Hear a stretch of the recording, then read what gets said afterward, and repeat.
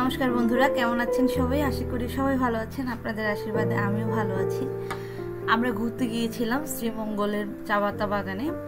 আমি তো শ্রীমঙ্গল থাকি, আপনারা সবাই জানেন, আমার শ্বশুর বাড়ি শ্রীমঙ্গলেই। বাংলাদেশের সবচেয়ে সুন্দর প্রকৃতির দেশে আমি থাকি। আর এটা হচ্ছে একটা রাবার বাগান। রাবার বাগানে আমরা যাচ্ছিলাম, তো বললাম যে রাবার বাগানে একটু দাঁড়াও, ছবি তুলবো। আর আপনাদেরকে দেখাচ্ছি এই যে কৌটো, ওই গাছের মধ্যে কৌটোটা বাঁধা থাকে আর উপরে গাছটা কেটে দেওয়া হয়। আর এই চুঙ্গার টাইপের যে জিনিসটা ওইটার সাথে থাকে। তো ওইটার থেকে লিকুইড কালেক্ট হয় ওই কৌটোটার মধ্যে। ওই লিকুইডটা ওরা পরের দিন কালেক্ট করে নিয়ে যায়, আবার পরের দিন আরেকটা কৌটো বেঁধে দিয়ে যায়। এটাই হচ্ছে রাবারের প্রসেস। ওইটা নিয়ে তারা রাবার বানায়। আর পৃথিবীর আসলে কোনো ডিভাইস নেই যে ডিভাইসে আসলে প্রকৃতির আসল সৌন্দর্য ধরে রাখা যাবে। আপনারা যদি নিজের চোখে না দেখেন তাহলে আসলে বোঝা খুব মুশকিল যে জিনিসটা কত সুন্দর। আর এটা হচ্ছে একটা ছড়া বলতে এটা একটা জলপ্রপাত টাইপের। এই জল দিয়ে এই বাগানের যারা মানুষ, ওদের তো আসলে জলের ব্যবস্থা থাকে না। এই ছড়ার যে জলটা যায় ওইটাই বহমান জল। তো ওইটাতেই ওরা স্নান করে, ঘরের কাজ করে, জিনিসপত্র ধোয়, সব এই জলটাতেই করে ওরা। আর এই এত সুন্দর লাগছিল জায়গাটা, কিন্তু ক্যামেরাতে আসলে এত বোঝা যাচ্ছে না।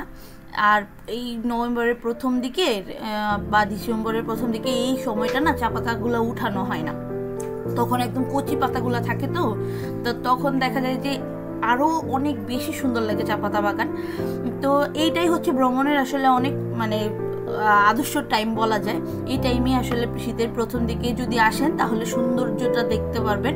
এরপরে দেখা যায় যে ডিসেম্বরের লাস্টের দিকে ওরা পাতাগুলো উঠানোর পরে গাছগুলো ছাঁটাই করে দেয়। তারপরে একদম এই শীতটাতে তো আর চা পাতা উঠানো হয় না, তখন একদম গাছগুলো একদম ছাঁটাই করে দেয়। তখন আসলে আপনার এই সৌন্দর্য দেখতে পাবেন না। আর এটা হচ্ছে একটা পাহাড়ের উপরে মন্দির, কালীটিলা। আমরা কালীটিলাতে যাচ্ছি। তো অনেকটা উঁচুতে উঠতে হয়, এখানে না কোনো গাড়ি যায় না, আপনাকে হেঁটেই যেতে হবে অনেকটা উপরে। আর এটা এতই উপরে যে শ্রীমঙ্গলের যে গাছ বাড়িগুলা, বড় বড় যে উঁচু ভবনগুলো, ওইগুলা না এটার উপর থেকে দেখা যায়।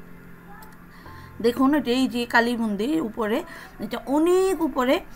উঠতে উঠতে আপনারা হয়তো বুঝবেন না এতটা, কিন্তু যখন উপরে উঠবেন দেখবেন যে শ্রীমঙ্গলের অনেক বাড়িঘরগুলো দেখা যাচ্ছে উপর থেকে, এতই উঁচুতে এটা।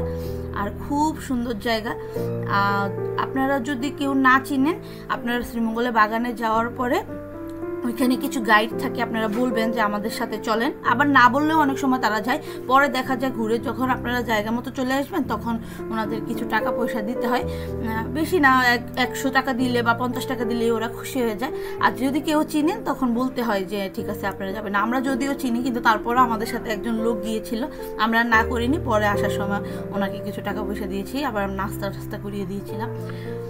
তো এই যে এটা হচ্ছে ভৈরবতলী, আর ওইটার পাশেই হচ্ছে শীতলাতলি, তারপরে কালী মন্দির আছে, তারপর শিব মন্দির আছে। আর আমাদের ভাগ্য এতই ভালো ছিল, আমরা যেদিন গেছি ওই দিন একজনের, এই চা পাতা বাগানেরই একজনের মানসী পূজা ছিল, কালী পূজা। আমরা বলিও দেখেছি। তো আমাদের আসলে ভাগ্যটা অনেক ভালো ছিল, কিন্তু আমরা প্রসাদ নিয়ে আসতে পারিনি, কারণ প্রসাদ দিতে দিতে 4টা বেজে যেত। তো এতক্ষণ তো আসলে পসিবল ছিল না, যেহেতু আমরা ঘুরতে বেরিয়েছি। তো আমরা পূজাটা দেখে, বলিটা দেখে তারপর আমরা চলে এসেছিলাম। তো আপনারা কে কেমন আছেন আমাকে জানাবেন, আর আমার ভিডিওগুলো কেমন হচ্ছে আমাকে তাও জানাবেন। আমি ছোট ছোট ক্লিপ করে রাখার চেষ্টা করছি যাতে পরে এডিট করে দেওয়া যায়। আর বোন আছে, বোনের সাথে আসলে ঘোরাঘুরি করছি, অনেক টায়ার্ডও থাকি, এডিট করতে পারি না ঠিক করে। তো আপনারা আমার ভিডিওগুলো দেখছেন, আপনাদেরকে অনেক অনেক অনেক ধন্যবাদ। যদি আমার ভিডিওগুলো ভালো লাগে আমার পেজটাকে ফলো করবেন। আর যদি ভিডিওগুলো আমার ভালো লাগে তাহলে আপনাদের ফ্রেন্ড, ফ্যামিলি সবার সাথে শেয়ার করবেন ভিডিওগুলো, যাতে আমার চ্যানেলটা খুব তাড়াতাড়ি বড় হয়ে যায়। তো এটা হচ্ছে একটা হনুমান মন্দির।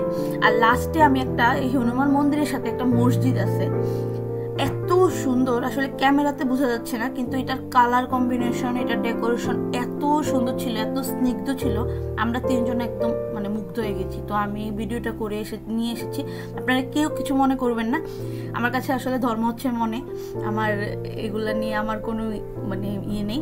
তো খুব ডেকোরেশনটা খুব সুন্দর ছিল, আর কালার কম্বিনেশনটা অনেক ভালো ছিল, যার কারণে আমি ভিডিওটা করে নিয়ে এসেছি। তো আজকের মতো বিদায় নিচ্ছি, আপনারা সবাই ভালো থাকবেন, আমার জন্য আশীর্বাদ করবেন যাতে আমি সুস্থ থাকতে পারি। এই তো আজকের মতো বিদায় নিচ্ছি, টাটা।